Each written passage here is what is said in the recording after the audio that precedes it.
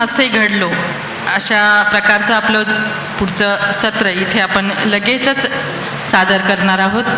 आदरणीय अशोक गाडेकर सर या सत्राचे अध्यक्ष म्हणून इथे उपस्थित असतील. आपण टाळ्यांच्या जोरदार गजरामध्ये उपस्थित सर्व अतिथींचं इथे स्वागत करूया. आदरणीय माननीय श्रीयुत डॉक्टर सर्जेराव निमसे माजी कुलगुरू इथे उपस्थित झालेले आहेत. त्यांचंही स्वागत. आणि मी सरांना विनंती करेल की आपण पुढील सत्रे स्वीकारावीत, पुढील सूत्र आपण हाताळावीत. पुढे नेमका प्रोग्राम कसा आहे पुढे ते बाकी दोघे आलेले इथनं बोलता येईल का?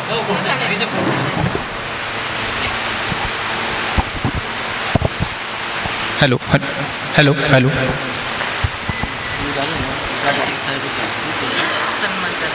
अहिल्यानगर ग्रंथोत्सव 2025 या ठिकाणी पुढचा प्रोग्राम जो आहे आपल्या कार्यक्रम पत्रिकेप्रमाणे आम्ही कसे घडलो, मला ते अँकरिंग करायला सांगितलं होतं.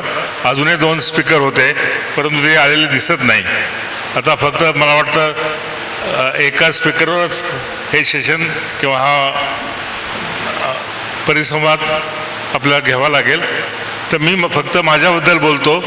मी साधारणतः 15 ते 20 मिनटं माझ्याबद्दल बोलेल. आपण नंतर मला काही प्रश्न विचारले तर आवडेल. मी सर्जेराव भाऊराव निमसे, नगर तालुक्यातील मांडवे या गावात माझा जन्म. आई वडील अडाणी, शेती बऱ्यापैकी चांगली. आम्ही 6 भाऊ आणि 1 बहिणी. माझा 6वा नंबर. आमच्या गावामध्ये मी जिल्हा परिषद शाळेमध्ये शिकलो. परंतु आज जरी मी गणितज्ञ म्हणून प्रसिद्ध असलो जगामध्ये, त्या काळामध्ये मी पहिलीलाच असताना मला अंकाची बेरजेची खूप हौस असायची. त्या काळामध्ये गावातली वयस्कर मंडळी बोलून मला हिशोब विचारायची. मी उत्तर पटकन द्यायचो. ते मला गोळ्यासाठी पैसे देत असत. तेव्हापासून म्हणजे पहिलीच्या वर्गापासूनच मला कळत नकळत आपल्यामध्ये गणिताबद्दल काहीतरी आकर्षण आहे याची जाणीव झाली. पुढे 4थी नंतर आमच्या घरी किराणा दुकान होतं. खेड्यात बऱ्याच वेळा किराणा दुकान असतं मोठ्या शेतकऱ्यांचं. तर मला 7वीपर्यंत थोडीशी अडचण झाली की मी त्यावेळेस दुबार शाळा असायची. सकाळी दुकान 15-20 मिनटं चालवायचं, मधल्या शाळेत 2-3 तास चालवायचं, संध्याकाळी परत शाळा सुटल्यानंतर चालवायचं, जेणेकरून मला मुलामध्ये खेळायला वेळच मिळत नाही. 4थी ते 7वीपर्यंत मी गावात होतो. आणि त्या काळची परिस्थिती जरा विचित्र होती. आमच्या गावात काही कारणास्तव शाळेची बिल्डिंग पत्रे उडून गेल्यामुळे काही चावडीत, काही देवळात, काही खाजगी वाड्यामध्ये वर्ग भरायचे. जिल्हा परिषद शाळा 7 वर्ग. आणि मला आठवतं की 5वी ते 7वी या काळामध्ये फक्त 2च शिक्षक. म्हणजे 1ली ते 4थी आमचे 18 गुरुजी असायचे. 5वी, 6वी, 7वी कुलकर्णी गुरुजी असायचे. 2 शिक्षक, 7 वर्ग. ते वर्गही विखुरलेले. मला आठवतं की त्या काळामध्ये मी गणितात बरा असल्यामुळे 6वी आणि 7वीला असताना मला 5वीचं आणि 4थीचं गणित शिकवावं लागायचं. म्हणजे त्यामुळे शाळेत असतानाच आपण पुढे शिक्षक होणार याचं कळत नकळत माझ्या मनामध्ये मन तयार झालं. पुढे मी 8वीला हायस्कूलसाठी नगरला आलो. नगरमधलं त्या काळात न्यू इंग्लिश स्कूलचं नव्याने सुरू झालं होतं, फिरोदे हायस्कूलचं मॉर्निंग सेशन म्हणून. आणि मी त्याच्या पहिल्या बॅचमध्ये मी होतो. खरं म्हणजे त्या शाळेमध्ये Ahmednagar education society Firode high school म्हणून आता प्रसिद्ध आहे. त्या शाळेमध्ये जे मुलं होते 8वीला त्यांना 5वीपासून इंग्लिश होतं. शहरातल्या मुलांना 5वीपासून इंग्लिश असायचं. जिल्हा परिषद शाळेमध्ये 7वीपर्यंत इंग्रजी भाषा नसायची.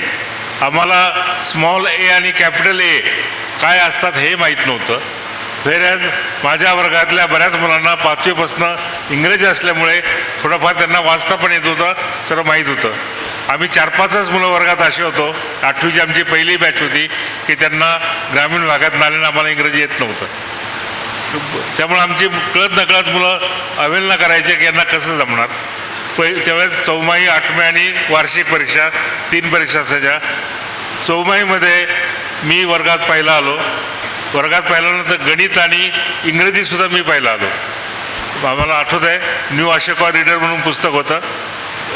अंकेमुळे हे प्राध्यापक होते, शिक्षक होते. आणि मुलांना आश्चर्य वाटलं की ज्याला ABCD माहीत नाही तो मुलगा पहिला कसा आला.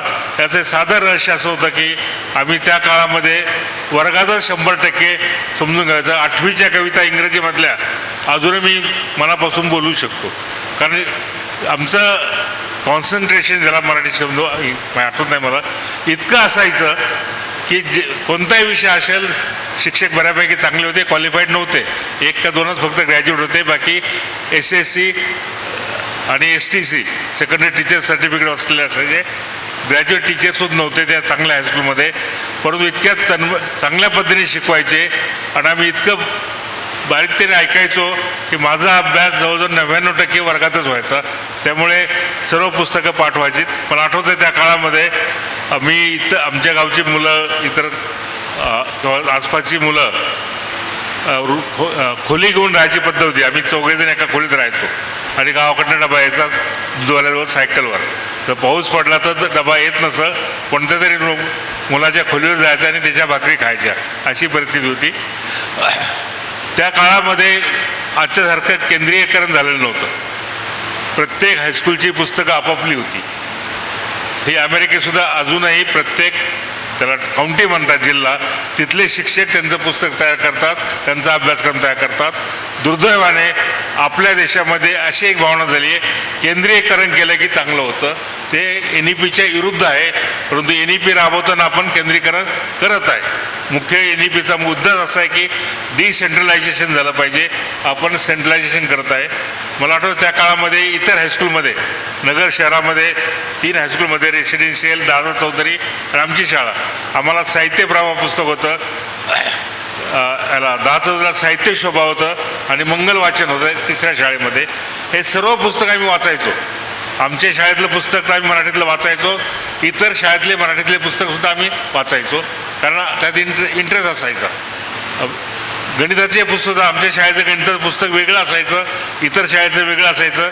आमचं गणित सर्व सोडल्यानंतर त्या मुलांच्या खोलीत जाऊन त्या मुलांचे पुस्तकसुद्धा आम्ही गणित सोडवायचो.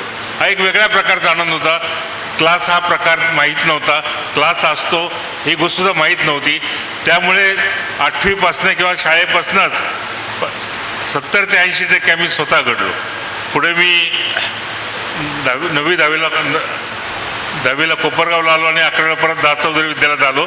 आणि 11वीमध्ये असताना आम्हाला हातवळणे सर शिक्षक होते, त्यांचं भूमितीचं पुस्तक असायचं. ते शिकवताना अनेक वेळा प्रमेयाची सिद्धता प्रत्येक वेळेस वेगळी द्यायची. त्यांच्या पुस्तकात एक आणि सिद्धता वेगळी. ऐन वेळेस त्यांना जे सुचवेल त्या पद्धतीनं प्रॉब्लेम ते सिद्धता लिहायचे. हीच पद्धत मला पुढे लागली. मी कॉलेजमध्ये शिकवत असताना, न्यू आर्ट्स कॉमर्समध्ये असताना BSc मॅथमॅटिक्स सुरू केलं, MSc मॅथमॅटिक्स पुणे विद्यापीठाच्या बाहेर प्रथम नगरला न्यू आर्ट्समध्ये सुरू केलं, PhD सेंटर सुरू केलं. मी अनेक वेळा MSc वर्गात शिकवताना टेक्स्टबुकमधलं प्रूफ आणि माझं प्रूफ हे अनेकदा वेगळं असायचं. हे मी हातोळे सरांकडनं शिकलो. फक्त तुम्ही स्टेटमेंट आणि त्यामागली भूमिका, शैक्षणिक भूमिका समजून घेतली की आपण आपलं स्वतःचं प्रूफसुद्धा शिक्षकाला वर्गात देता आलं पाहिजे. ही मी आयुष्यभर करत राहिलो. पुढे मी BSc नगर कॉलेजमधनं केलं. त्या काळात इंजिनिअरिंगला सहज प्रवेश मिळत होता, परंतु 69 साली इंजिनिअरिंगबद्दल बेकारी असल्यामुळे आम्ही BSc होणं प्रेफर केलं. BSc मॅथमॅटिक्स केलं. तेव्हा त्यानंतर 1 वर्ष मी कडा हायस्कूल अमोलक जैनला हायस्कूलमध्ये नोकरी केली. त्यावेळेस अशी साधारणतः बरेच शेतकरी कुटुंबातील मुलं BSc नंतर 1 वर्ष नोकरी करायचे, नंतर MScला जायचे. मी त्या पद्धतीने गेलो आणि नंतर MSc मॅथमॅटिक्स पुणे विद्यापीठातनं केलं. MScला मी ॲप्लाइड मॅथमॅटिक्स ग्रुप घेतला आणि विद्यापीठामध्ये माझी रँक 2 आली MScमध्ये. मी त्यावेळेस मराठवाडा मित्रमंडळ हॉस्टेल राहायचो आणि डेक्कन जिमखानावर अनेक ॲक्टिव्हिटीमध्ये भाग घ्यायचो. पुणे विद्यापीठामध्ये असताना ग्रंथालय जे आहे जयकर, हे आम्ही संध्याकाळी 7-8 वाजेपर्यंत ते थांबायचो. आमचे खरे रत्नाकर गायकवाड जे होते ते माझ्या बॅचचे, ते जागृतीला होते. आम्ही कायम जयकर ग्रंथालयामध्ये संध्याकाळपर्यंत थांबत असतो. ग्रंथालय हेच आमचे खऱ्या अर्थाने त्यावेळेस मित्र होते. MScला असताना आम्हाला खूप काही शिकायला मिळालं, मोठ्या शहरात राहायला मिळालं. आणि MSc नंतर माझं लग्न ठरलं. त्या काळामध्ये लग्न हे घरच्यांना घाई असायची. आणि मला आठवतं 15 जून 1974 लग्न झालं. 15 जूनलाच माझा MSc निकाल लागला, फर्स्ट क्लास मिळाला. लग्नामध्येच निरोप आला की तुम्हाला फर्स्ट क्लासमध्ये पास झाला. लग्न झालं. आमचे मित्रमंडळी किंवा जवळचे नाते म्हणले की मुलीचा पायगुण हा चांगला दिसतो. लग्न झालं, 4-5 दिवस निघून गेले आणि प्रश्न अर्थात करायचं काय. कारण बायकोसुद्धा BAच्या वर्गात होती नगर कॉलेजला आणि काहीतरी उत्पन्न पाहिजे. उत्पन्न काहीच नव्हतं. जे हायस्कूलमध्ये टीचर म्हणून मिळालेले पैसे MSc काळात संपले होते. तर मी मार्कशीट घ्यायला पुणे विद्यापीठात गेलो. आमचे जे मित्र भेटले त्यांनी अभिनंदन केलं की रँक 2 आली तुम्हाला वगैरे वगैरे. नंतर एक आमचे ओळखीचे टीचर होते वाडिया कॉलेजचे ते माझे ओळखीचे होते म्हणून आपण सहज भेटायला जावं. ते उपप्राचार्य होते. पुणे स्टेशनच्या आसपास त्यांची खूप प्रॉपर्टी आहे अगरवाल. ते लवकर गेले. मी त्यांना भेटायला गेलो. ते म्हणले तू सेकंड आला, याबद्दल अभिनंदन आहे. आता काय करणार आहे. मी त्यांना सांगितलं की 3-4 दिवसापूर्वीच माझं लग्न झालं, परंतु आत्ता काहीच नाही. मला आता नोकरी शोधायची आहे. आधी लग्न आणि नंतर नोकरी. आजच्या काळामध्ये मुलीचे वडील नोकरी इतकीही ग्रँटेबल किंवा परमनंट असेल तरच मुली द्यायला तयार होतात. माझे सासू-सासरे शिक्षक होते, तरी पण त्यांनी डेअरिंग केलं आणि MScला शिकत असल्या मुलाला मुलगी दिली. मग ते मी MK वगैरे म्हणलं सर काही नसेल तर उद्यापासून जॉईन हो वाडिया कॉलेजमध्ये. इतकी नोकरी त्या काळात सहज होती. अर्ज नाही, जाहिरात नाही, काय नाही. वाडिया कॉलेजमध्ये मी जॉईन झालो तेव्हा सप्रेस सर मला वाटतं प्राचार्य होते. गेल्यानंतर त्यांनी प्राचार्याकडे घेऊन गेले उपप्राचार्य, ते मॅथमॅटिक्सचे होते. म्हणले सर हे आपण यांना आजपासून जॉईन करून घेऊ. हेडला बोलून घेतलं त्यांनी. अहो म्हणले आपल्याकडे वर्कलोडच नाही.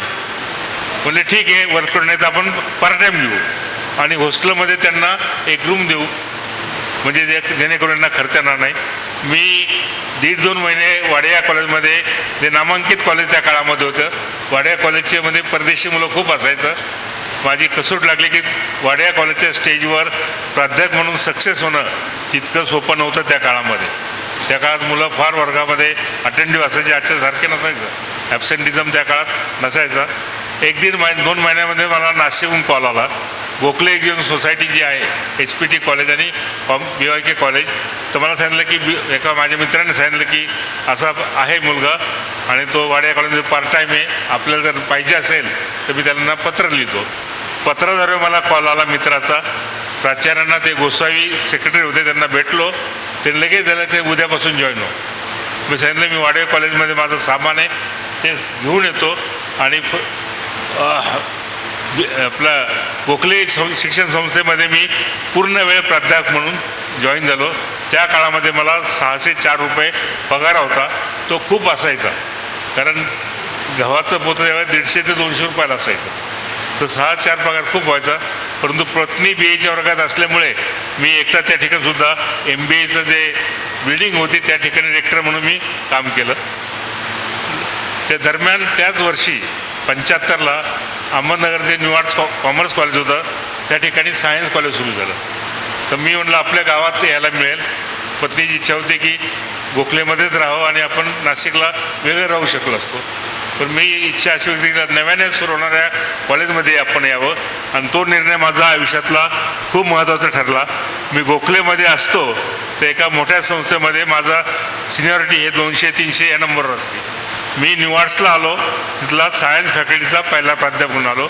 तिथले आम्ही सर्वांनी सायन्स फॅकल्टी विकसित केली आणि गणित विभाग आम्ही 4 वर्षातच पहिल्याच बॅचला BSc मॅथमॅटिक्स सुरू केलं. आणि न्यू आर्ट्सचा गणित विभाग हा पुणे जिल्ह्यातच, नगर जिल्ह्यातच नव्हे तर पुणे विद्यापीठातसुद्धा नामांकित झाला. आणि त्यामुळे मला एक आत्मविश्वास आला की आपण काहीतरी नवं उभारू शकतो. आम्ही कसे घडलो यामधला हा भाग आहे. जर तुम्ही नवीन करायची काही जर उर्मी असेल आणि सर्व जबाबदारी तुमच्यावर घेतली असेल तर तुम्ही ती घडवू शकतात.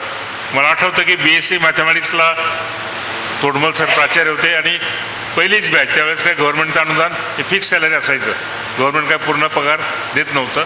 ते 78-79 पासून सुरू झालं की आपल्याला BSc मॅथ्स सुरू करायचं. मी रिक्वेस्ट केली यांना, प्राचार्यांना.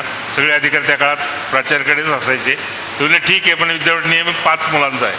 आम्ही 4 मुलं आम्हाला मिळाली. एक आम्ही प्रवरानगरवरून घेऊन गेलो. त्या मुलाचं ST भाडं, त्याला राहायची खोली एका महिन्याचं खानवळीचे पैसे आम्ही दिले आणि 5वा विद्यार्थी मिळत म्हणून आम्ही एका प्राध्यापकालाच फिजिक्सच्या BSc मॅथ्सला ॲडमिशन घ्यावी लागली. या प्रकारे सुरू केलं.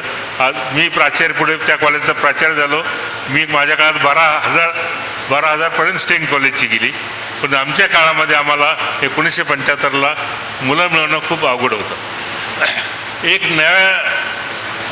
मला पुढे एक स्कॉलरशिप मिळाली UGC अंडर टीचर फेलोशिप. मी 77ला मेरठ या ठिकाणी MPhilसाठी गेलो.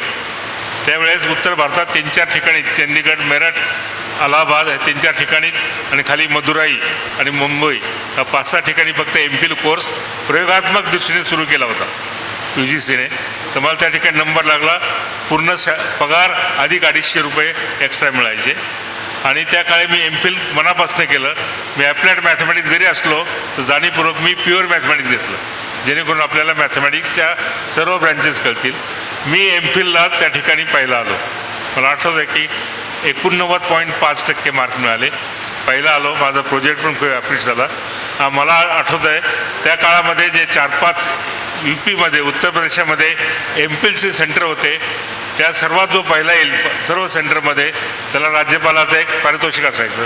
त्यावेळी त्या ठिकाणी राज्यपाल दिनेश सिंग, काही जुन्या पिढीत लोकांना नाव माहीत असेल, ते आपले परराष्ट्र मंत्री होते, ते राज्यपाल होते आणि त्यांच्या हस्ते मला तो एक सर्टिफिकेट देण्यात आले. हा माझा पहिला पुरस्कार. नंतर मी 1 वर्ष नगरला आलो. तोडमल सर म्हणले आपल्या मॅथमॅटिक्स स्ट्रेंथन करायचं आहे. फेलोशिप सोडून मी 1 वर्ष परत नगरला आलो मध्येच. परंतु मी टॉपला आल्यापासून त्या विद्यापीठाच्या हेडने मला परत बोलवलं आणि 2 वर्ष पुन्हा थांबून मी PhD पूर्ण केलं. माझं PhD जनरल टोपोलॉजीमध्ये आहे. ॲप्लाइडचा माणूस एकदम प्युअर टोपोलॉजीमध्ये मी PhD केलं. आणि ते माझा मेरठ या ठिकाणचा institute of advance study, university of Meerut, आता चौधरी चरण सिंग नाव आहे त्या विद्यापीठाचं, तिथल्या स्टेमध्ये मला आमची लायब्ररी म्हणजे दिल्लीमधल्या सर्व लायब्ररीमध्ये जायला लागतं. मी माझा थेसिस IIT दिल्लीमध्ये टाईप केला होता. एक नॅशनल इन्स्टिट्यूटमध्ये काय चालतं हे मला मेरिटमध्ये असल्यामुळे कळालं. त्याच वेळेस मी इंडियन मॅथ्स सोसायटीचा ॲक्टिव्ह झालो. इंडियन सायन्स काँग्रेसमध्ये ॲक्टिव्ह झालो. पुढे मी इंडियन मॅथ्स सोसायटीचा सेक्रेटरी झालो किंवा इंडियन सायन्स काँग्रेसचा मी अध्यक्ष झालो. इंडियन सायन्स काँग्रेस ही भारतातली सर्वात मोठी संस्था आणि त्या संस्थेचे अध्यक्ष होणे मोठमोठे असतात. 1947ला नेहरू अध्यक्ष होते. 2013ला मनमोहन सिंगनं अध्यक्ष केलं होतं 100वा अधिवेशन म्हणून आणि 2015ला मला संधी मिळाली. हे सर्व संकल्पना मी मेरठला असताना आणि मेरठ दिल्ली हे अंतर कमी असताना मी अल्टरनेट डेला त्या ठिकाणी जात असताना मला त्या ठिकाणी खूप काही राष्ट्रीय संस्थेमधनं करायला मिळालं. सांगायचा हेतू असा आहे की आपण आपल्या आयुष्यामध्ये एका लहान संस्थेमध्ये जरी नोकरी करत असला तरी राष्ट्रीय संस्था ज्या असतात जगात देशात काय प्रवाह चालू आहेत त्याचा आपण संपर्क ठेवला पाहिजे. मी PhD करत असताना 1980 ते 82 त्यावेळेस आमचे नगरचे खासदार आठरे पाटील होते आणि ते आमच्या संस्थेचे सेक्रेटरी होते. तेव्हा दिल्लीत मी गेल्यानंतर साऊथ ॲव्हेन्यूमध्ये मी त्यांना जायला भेटायचो. त्या ठिकाणी बाळासाहेब, लोकनेते बाळासाहेब विखे पाटील आणि आठरे पाटील नेहमी एकत्र असायचे. आणि विखे पाटलांना बाळासाहेबांचा स्वभाव फार वेगळा होता. विखे पाटलांना आश्चर्य वाटायचं की मॅथमॅटिक्समध्ये हा मुलगा PhD करतोय. ठीक आहे, आठरे पाटलांच्या कॉलेजमधला आहे जिल्हा मराठामध्ये, पण PhD काय असतं? मेरिटमध्ये राहून आठवड्यात 2-3 वेळा दिल्लीत कशाला येतो? तेव्हा बाळासाहेब मला विचारायचे गणितामध्ये PhD करता म्हणजे नेमकं काय करतं? आमचा बऱ्याच वेळा संवाद व्हायचा. ती आमची पहिली ओळख. पुढे मी आमच्याच कॉलेजमध्ये Padmashri Vikhe Patil college of engineering सुरू झालं आणि मला आठरे पाटलांनी सांगितले की तुम्ही मॅथमॅटिक्स त्या ठिकाणी ॲडिशनल वर्कलोड घ्या. आणि नंतर बाळासाहेब विखे पाटलांची अशी इच्छा होती की नगर जिल्ह्यामध्ये MBA असलं पाहिजे. योगायोगाने मी 1984ला पुणे विद्यापीठाच्या गणित अभ्यास मंडळाचा बिनविरोध चेअरमन झालो होतो. त्यामुळे माझी विद्यापीठात ओळख होती. अकॅडमिक काउन्सिल सदस्य होता. इथले जे त्यावेळेचे प्राचार्य हापसे सर होते त्यांनी बाळासाहेबांना सुचवलं की तुम्ही निमसे सरांना ही जबाबदारी द्या. ते अकॅडमिक काउन्सिल सदस्य आहेत, कुलगुरूचे त्यांची ओळख आहे चांगली, आपल्याला मिळेल. तर नगर जिल्ह्यामध्ये अनेक लोकांचा क्लेम होता. तरी पण मला विखे पाटील संस्थेला MBA मिळालं आणि ते सर्व करण्याची जबाबदारी बाळासाहेबांनी माझ्यावर सोपवली. मला आठवतं की मी ते म्हणले नवीन डायरेक्टर शोधा, तोपर्यंत तुम्ही डायरेक्टर ॲडिशनल जॉब करा. न्यू आर्टची फुल टाईम नोकरी, तिथे उपप्राचार्य अधिक MBA सेंटरचा डायरेक्टर. मी म्हटलं 6 महिन्यापुरता पाहिल, मी नावं शोधतो. अनेक नावं मी घेऊन बाळासाहेबांकडे जायचो, तर ते म्हणते ठीक आहे, हे नाही आपण इंटरव्ह्यू नंतर घेऊ. असं करत करत 5 वर्षे मला हा ॲडिशनल जॉब स्वीकारावा लागला. मला अभिमानानं सांगू वाटतं की 5 वर्षात एकदाही बाळासाहेबांनी विचारलं नाही. आता त्यांची इनडायरेक्ट पद्धत असायची MBAमध्ये की त्यावेळेस MBAला खूप अट्रॅक्शन असायचं, ॲडमिशन मिळत नसं. नगर जिल्ह्यातलं एकमेव केंद्र, त्या डिफेन्ससाठी सुद्धा काही जागा. त्या काळामध्ये 5 वर्षानंतर मला एकदाही विचारलं गेलं नाही की तुम्ही कोणाला प्राध्यापक नेमलं, ॲडमिशन कशा झाल्या, डोनेशन किती गोळा झाले, त्याचा विनियोग कसा केला. आणि 5 वर्षानंतर मग मी सांगितलं की आमच्या संस्थेने मॅनेजमेंट सुरू केली. त्यांनी जाणीवपूर्वक त्याचा चार्जसुद्धा माझ्याकडे दिला. एक परिस्थिती 15 दिवस अशी होती, न्यू आर्ट्समध्ये मी मॅथमॅटिक्सचा हेड, उपप्राचार्य, विखे पाटील संस्थेचा MBA डायरेक्टर आणि जिल्हा मराठ्यातसुद्धा मॅनेजमेंटचा डायरेक्टर. मग मी त्यांना विनंती केली आणि MBA विखे पाटलांचं कॉलेजचं दुसऱ्यांना दिलं गेलं. नंतर ते विळद घाटात शिफ्ट झालं. अशा प्रकारे बाळासाहेब विखे पाटलांचा माझा संबंध आला. आता या ठिकाणी बाळासाहेब विखे पाटलाबद्दल बोलायचं, पद्मश्रीची माझी एक 2 होती, पण एक फार मजेशीर व्यक्तिमत्व होतं. उत्सुकता काय असते, क्युरिओसिटी, हे त्यांच्याकडून घेतलं पाहिजे. अनेक वेळा मी एकाच टेबलावर जेवलो, ते कांदा मला म्हणायचे हाताने फोड, कारण एक ते मला लहान विद्यार्थी किंवा छोटा भाऊ म्हणून समजायचे. डेव्हलपमेंट ही कल्पना त्यांची असायची. त्यांना कधी ते व्यवहारी आहे का नाही करण्यापेक्षा विकास ही त्यांचा जीवनाचा केंद्रबिंदू होता. विकास हा सतत केला पाहिजे. विकास कधी थांबणं. तुम्ही जर मी तर डायरेक्टर जनरल म्हणून काम केलं 1 वर्ष प्रवरा संस्थेमध्ये, परंतु काही कारणास्तव मी परत नगरला गेलो, कारण रिटायरमेंटनंतर मला ते झेपत नव्हतं व्यक्तिशः. तर मी पाहिलं की इथं जेवढंही विकसित केलं आहे, तर म्हणजे त्यांना अधिक साथ मिळाली असती तर कदाचित प्रवरानगर लोणी हे भारतातलं शिक्षण क्षेत्रातलं 1 नंबरचं स्थान झालं असतं. इतकी त्यांची इच्छा होती आणि त्यांचं कामाची पद्धत असायची की ज्याच्यावर विश्वास बसला आहे 100% त्याच्यावर विश्वास. आणि त्यांच्या बरोबर काम करताना कोणाची अशी हिंमत होत नसे की आपण चूक करावी. हा एक व्यक्तिगत, मला आठवतं की मी नांदेडला कुलगुरू असताना मला या ठिकाणी एका कार्यक्रमाला बोललो होतो. तुमचा कार्यक्रम असतो धनंजय गाडगीळ सभागृहामध्ये. नंतर म्हणलं सर आपल्या प्राध्यापक आणि विद्यार्थ्यांना मार्गदर्शन करा. मला इथे घेऊन आले त्याच हॉलमध्ये. त्यावेळेस प्रथम मी या ठिकाणी बोललो आणि त्यांनी सांगितलं की तुला बराच एज्युकेशनमध्ये कळतं. अहो मी म्हटलं मी कुलगुरू आहे, मला हे कळलंच पाहिजे. असा आमचा हा व्यक्तिगत शेवटपर्यंत होता. आता एक आठवण सांगतो. 2014ला लखनौला कुलगुरू होतो. तेव्हाच मी नगरला आलो तर मला कळालं की बाळासाहेब विखे आजारी आहेत, म्हणजे ते ॲक्टिव्ह नाहीत. तर मी बस स्टँडवर जी मला टॅक्सी मिळाली, कारण मी पुण्यापर्यंत विमानाने आलो होतो आणि नंतर नगरला आलो लखनौवरनं, तर त्या टॅक्सी म्हणून मी इथं आलो. त्यांची चर्चा केली. ते आत्मचरित्र लिहित होते त्या काळामध्ये. बरेच लोक बसले होते. मी म्हणलं किती झालं साहेब? ते म्हणले अहो हे 1200 पानं झाले माझे, आता कसे कमी करायचे, हे खूप झालं. मी सहज म्हणलो त्यांना 1200 पानं खूप झाले नाही, तुम्ही आयुष्यात इतके उद्योग केले आहेत, यापेक्षा जास्त पानं व्हायला पाहिजे होते. त्यांनी ते शब्द म्हणजे वाईट पद्धत न घेता इतकं त्यांना ते भावलं की इतके उद्योग केले. ते म्हणलं तुम्ही एडिट करा, कमी पानं करा, काय करायचं ते. पण मला तर खूप आनंद झाला की तुम्ही ॲक्टिव्ह पॉलिटिक्समधून थोडं बाहेर पडून तुमचा आत्मचरित्र तुम्ही लिहितात. नंतर मला सोडायला ते बाहेर आले, तर त्यांनी बारीक टॅक्सी पाहिली मारुती टाईप. अहो म्हणले कुलगुरूने अशा गाडीत बसायचं नसतं, जर तुम्ही मला आधी सांगितलं असतं तर मी मोठी गाडी लोणीहून पाठवली असती आणि परत तुम्हाला म्हणलं काही मला फरक पडत नाही. महत्त्वाचं म्हणजे मी आपणास भेटण्यासाठी येऊन 1 तास आपल्याबरोबर बोलणार होतो. असे आमचे हे व्यक्तिगत संबंध बाळासाहेबांचे होते. नामदारांशी आहेत, परंतु बाळासाहेब विखेंशी माझे व्यक्तिगत संबंध, आम्ही मनमोकळं बोलायचो. फार विचार करून गेलं पाहिजे त्यांची बोला असं काहीच नसायचं. जे तुम्हाला सुचतंय ते बोलायचं. पुढे मी पुणे विद्यापीठाचा डीन झालो, नंतर न्यू आर्ट्सचा प्राचार्य झालो, मॅनेजमेंट काउन्सिल सदस्य झालो. आणि मला काही लोकांनी सुचवलं की तुम्ही पुणे विद्यापीठाच्या कुलगुरूसाठी अर्ज का करत नाही. कारण मी डीन सर्व पदं पुणे विद्यापीठाचे उपभोगले होते. तीनदा गणित मंडळाचा बिनविरोध अध्यक्ष, डीन असताना पुणे विद्यापीठात सायन्स फॅकल्टीचं खूप मोठं काम होतं.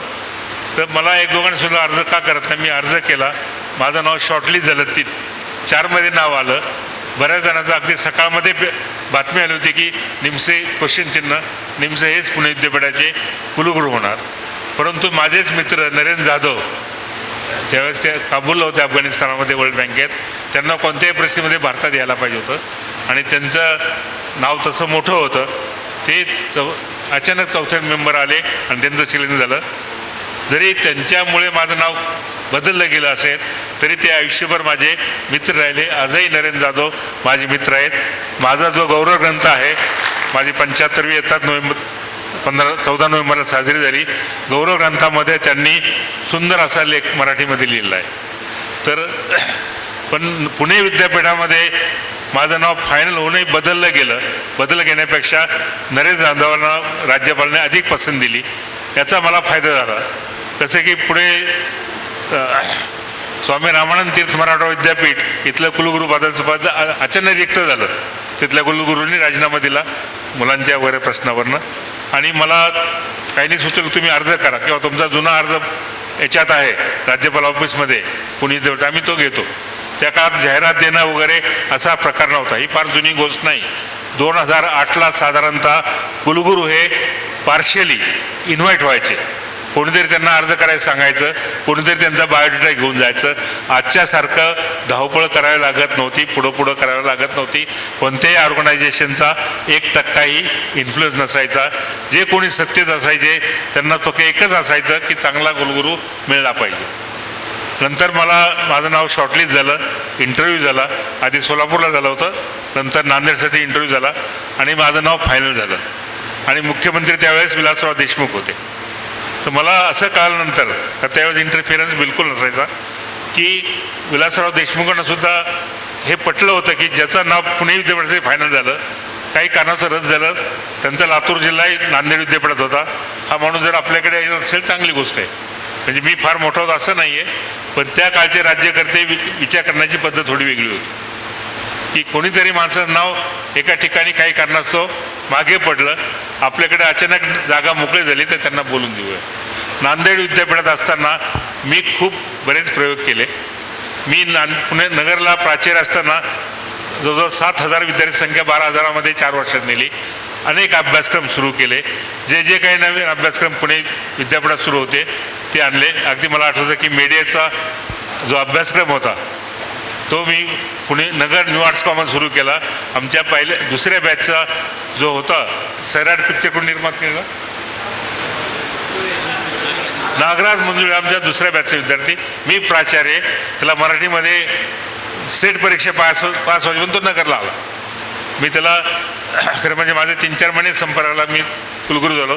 तो सोडून जायला लागला, नको तू थांब, तू हा कोर्स मीडियाचा कोर्स पूर्ण कर, तुला मराठीमध्ये प्रभुत्व आहे, काहीतरी तू होशील.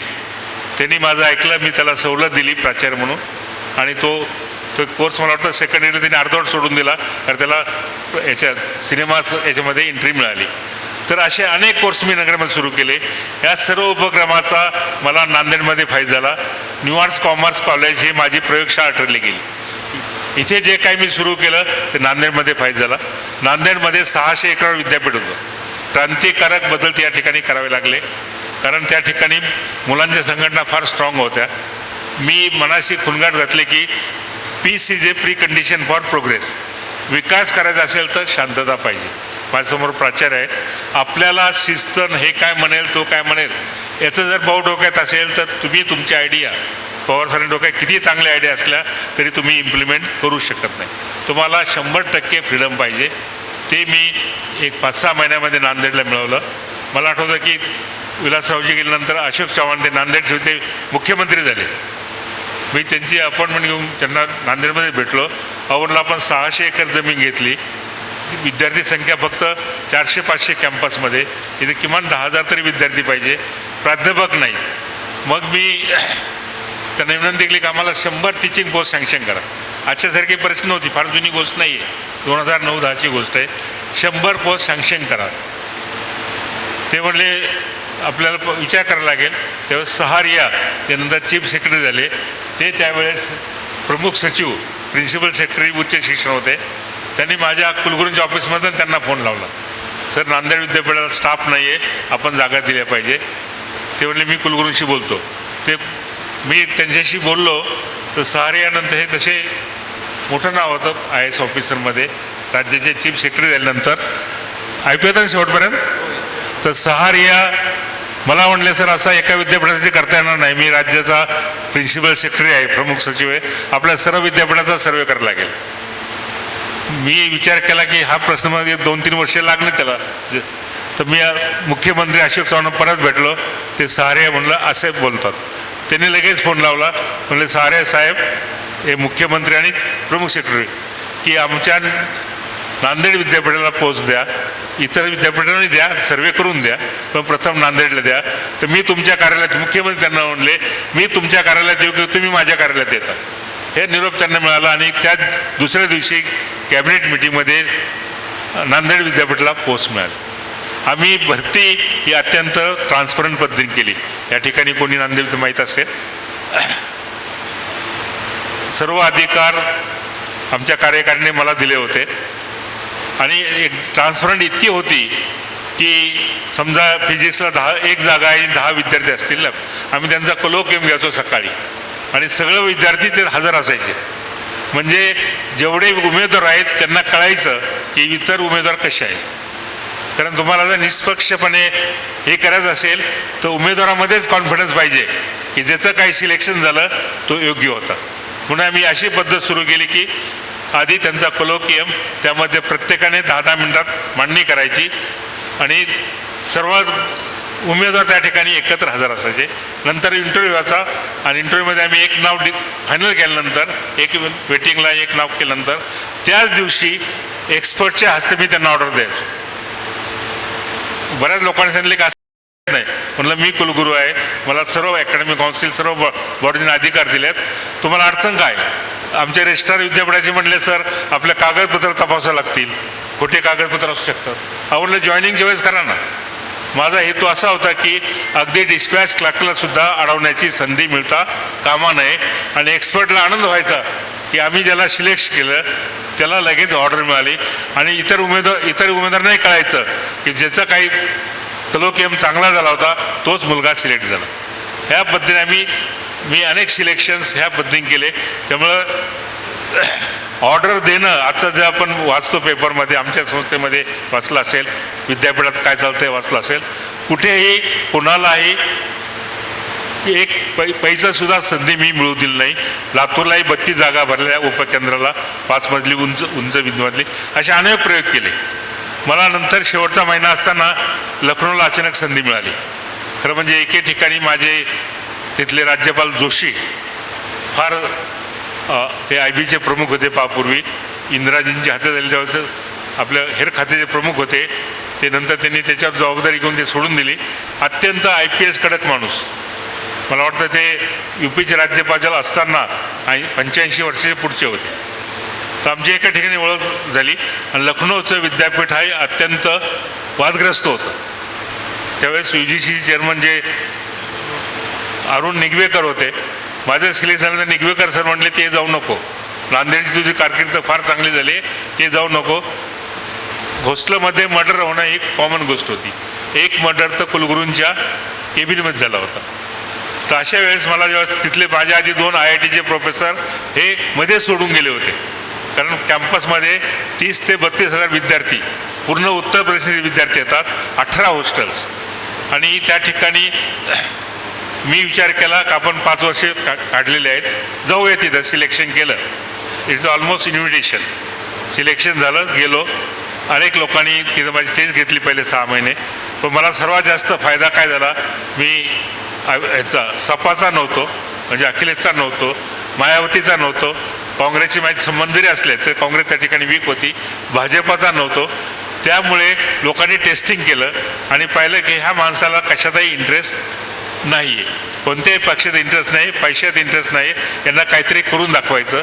आणि मला आठवतं आहे की मला 3 वर्षाचा काळ जो होता त्यानंतर राम नाईक आले, त्यांनी 6 महिने एक्स्ट्रा दिलं.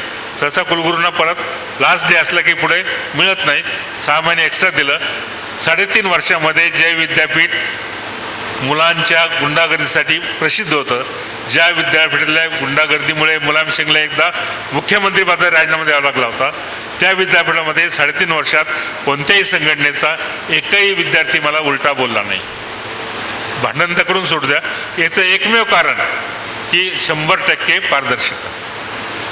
मी आता माझ्या एका मुलाने लेख लिहिला आहे त्यामध्ये की मी त्या मुलाचं काम, तो नंतर आता मला वाटतं UP मंत्री आहे, की त्याला PhD ॲडमिशनचं मुद्दा मांडवलं जायचं.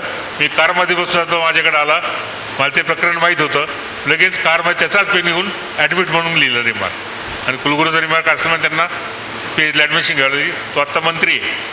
की जर खरं काम असेल तर क्षणात करायचं. आपण आपला गर्विष्ठपणा की मी कुलगुरू आहे आणि तो एक साधा विद्यार्थी आहे, तो डीन मार्फत आला पाहिजे. माझा रजिस्ट्रार अखिलेश मिश्रा हा IAS असायचा, IAS होता तो. मी सर्व काम finance officer, pro vice chancellor, registrar यांच्याकडनं करून घ्यायचो. माझं फक्त हा PRO जास्त असायचा. माझं स्पष्ट मत असं आहे की टॉपच्या पोस्टाने प्रशासकीय कामामध्ये जास्त अडकू नये. त्यांनी फक्त आपलं व्हिजन दाखवलं पाहिजे आणि ती इम्प्लिमेंट केलं पाहिजे. एक घटना सांगतो आणि मी थांबतो या ठिकाणी, की लखनौला कुलगुरू असताना एक प्रसंग असा घडला. त्या ठिकाणी कुलगुरूंच्या ऑफिससमोर एक 6 एकराचं मोठं पटांगण होतं. त्याला लॉन टेनिस ग्राउंड असं म्हणायचं, कारण त्या काळामध्ये भारतातलं एक प्रसिद्ध असं डेव्हिस कप त्या ठिकाणी व्हायचे. जुन्या पिढीतील लोकांना माहीत असेल, डेव्हिस कप हा आंतरराष्ट्रीय कप असायचा. आणि त्या दुर्दैवाने अयोध्या आंदोलनाच्या काळामध्ये त्या ठिकाणी ते 6 एकरामध्ये ते PSC म्हणजे आपल्याकडची SRP त्यांना त्या ठिकाणी ठेवायचे. कारण 1000-2000 हे सैनिक गव्हर्नमेंटला कायम हजर ठेवावं लागते. अयोध्या जवळ असल्याने त्या ठिकाणी ते 2,000 पोलीस दलातले लोक त्या सशस्त्र पोलीस असायचे. त्यामुळे ते 6 एकराचं ग्राउंड तर संपलंच, सगळं जंगल झालं होतं. कारण ते लोक तिथं स्वयंपाक करायचे, तिथं आंघोळ्या करायचे. आणि कुलगुरूंच्या समोर हे 6 एकराचं असेल ते मला एक ठिकाणी निधी मिळाला, ते साफ केलं आणि मी त्याचं नामांतर केलं काही प्रकारे. म्हणलं कारण हे आता या ठिकाणी टेनिस ग्राउंड राहिलंच नाही आहे, तर टेनिस ग्राउंड कशाला म्हणायचं, म्हणून मी प्रयत्न केला. छत्रपती शिवाजी क्रीडांगण हे नाव दिलं. लोकांना ते आवडलं आणि त्याचा बोर्ड लावला गेला, छत्रपती शिवाजी क्रीडांगण. दुसरं एक क्रीडांगण होतं तिथं रँगल्या परांजपे क्रीडांगण. म्हणजे तिथले जो 2 मोठे क्रीडांगण होते ते दोन्ही महाराष्ट्राचं नाव. महाराष्ट्र ते त्या ठिकाणी 2 कुलगुरू झाले, रँगल्या परांजपे 1932ला आणि सर्जेराव निमसे 1913ला. आणि त्या काळामध्ये माझं नाव 38वा कुलगुरू. 38पर्यंत फक्त 2च प्राचार्य होते, आधी बाकी सगळे युनिव्हर्सिटी प्रोफेसर होते. एक रँगल्या परांजपे फर्ग्युसनचे प्राचार्य आणि मी न्यूयॉर्कचा प्राचार्य, दोन्ही महाराष्ट्रातले आणि दोन्ही मॅथमॅटिक्सचे. हा असा योगायोग होता. तर एक परांजपे पॅव्हेलियन म्हणायचं त्याला, क्रिकेटचं ग्राउंड, आणि दुसरं छत्रपती शिवाजी क्रीडांगण असं मोठ्या चांगला डेव्हलप केलं, ग्रँड मिळाली होती. नंतर तिथले कर्मचारी, मला आठवतं नाव, शुक्ला नाव होतं त्याचं, युनियनचा लीडर, ते माझ्याकडं आले. सर म्हणले आपण तिथं पुतळ्याला मूर्ती म्हणतात, सर आपण इथं शिवाजीची मूर्ती बसवूया. म्हणलं आयडिया चांगली आहे, पण मी थोडंसं म्हणलं अनेक संघटना असतात, ते कोणतरी त्याचं क्रेडिट घेईल. म्हणलं मी विचार केला की आपल्याच पैशातनं केलं पाहिजे. आमचं वर्क्स डिपार्टमेंटला विचारलं आपल्याकडे पैसे आहेत का, ते म्हणले आहेत पैसे.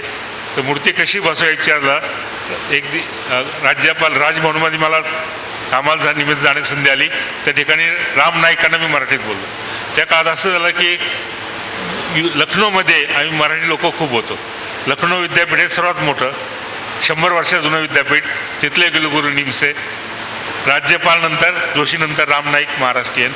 तिथले हे चीफ जस्टिस धनंजय चंद्रचूड महाराष्ट्रीयन. धनंजय चंद्रचूड गेल्यानंतर भोसले आले, दिलीप भोसले, तेही महाराष्ट्रीयन.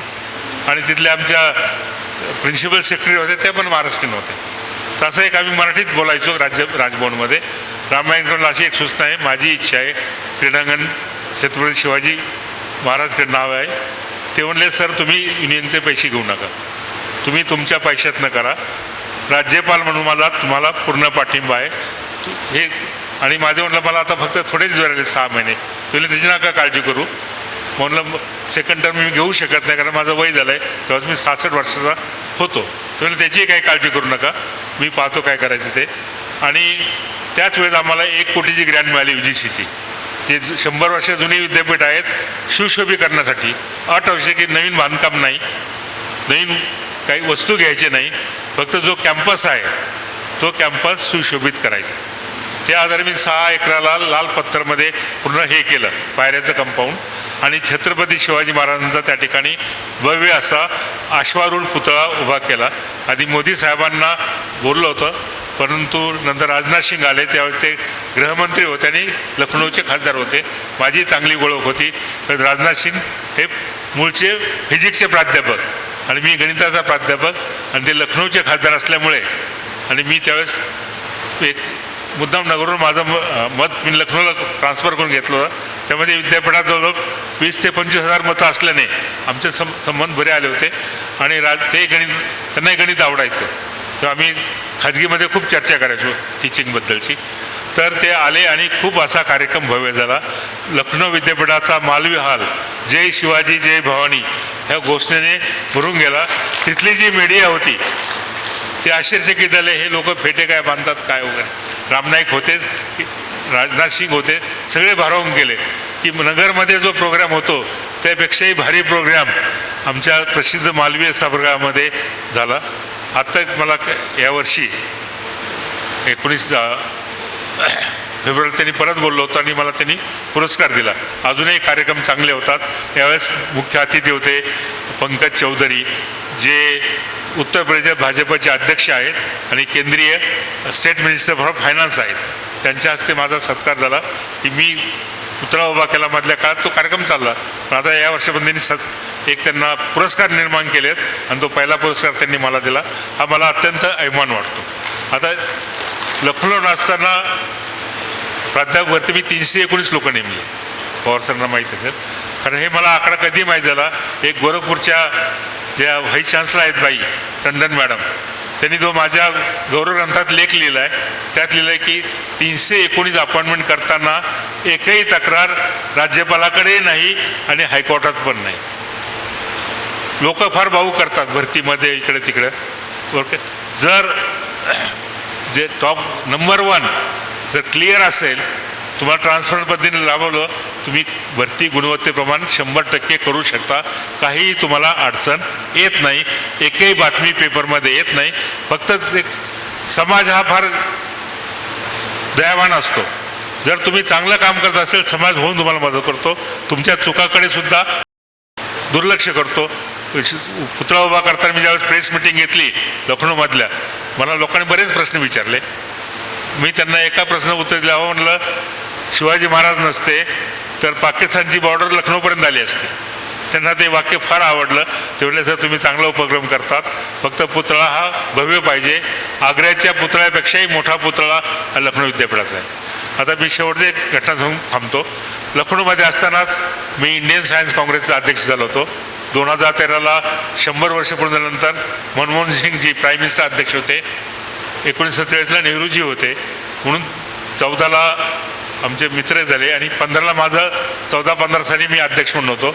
आणि मी असं म्हणायचं ठरवलं की इंडियन सायन्स काँग्रेस आपण याला घ्यायची, मुंबईला घ्यायची. मी नांदेडला घ्यायचा विचार होता.